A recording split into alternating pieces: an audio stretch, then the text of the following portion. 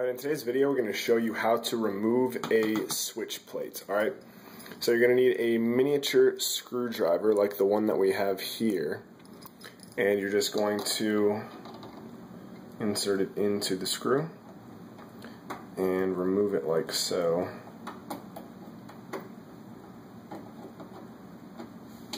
Should go by hand now. Alright, that's one. We have one more.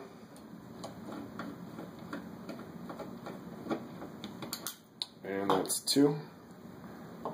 Just give it a little pry here.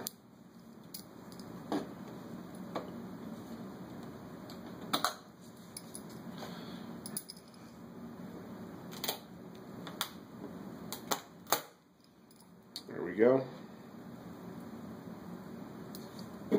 Alrighty.